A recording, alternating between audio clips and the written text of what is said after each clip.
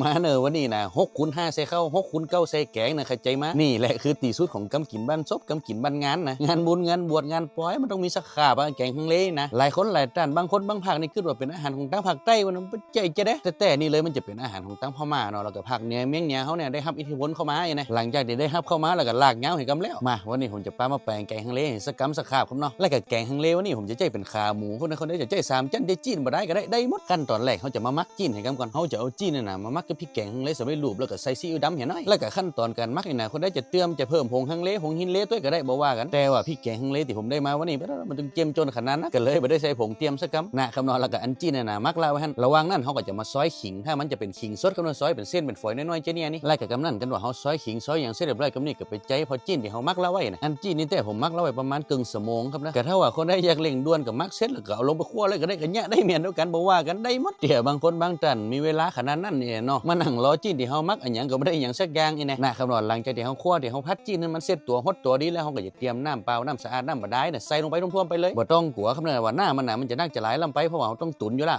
คำนอนหลังจากที่เขาต้มตุ๋นจีนนะมันเปื่อยได้ตีแล้วก็ปรุงรสได้เลยการปรุงรสนี่แต่ก็จะใส่ผงปรุงรสชูรสน้ำมะขามเปียกน้ำตาลปี๊บน้ำหอมดองเหี้ยก็ได้อีนะถ้าถามว่ารสชาติแกงฮังเลเป็นจะได้มั้งมันก็จะมีรสชาติหวานแล้วก็ส้มตัวก้นครับนะสุดท้ายหลังจากที่เขาปรุงเสร็จเรียบร้อยเขาก็จะใส่หอมเทียมหอมขาวขิงซอยแล้วก็จะเป็นบะทั่วดินคั่วนะแล้วก็กำนั้นเขาจะฮับฝาแล้วไว้สักจำลำในสัก10 นาทีก็ได้อันเดียวว่าฮับฝาหม้อขางรอบนี่นะก็เพราะว่าเพื่อที่จะให้ขิงกับหอมเทียมหอมขาวนะมันซุปมันเริ่มนุ่มเริ่มนิ่มก็ถือว่าได้ละเนี่ยเสร็จเรียบร้อยละแกงฮังเลที่ถูกต้องแกงฮังเลในอุดมคติหน้าตามันต้องจะนี่เขามันต้องเจ้มจนเข้มข้นจะนี่ใบเจี๋ยลองไปเทียบตำร้านตำการเพราะ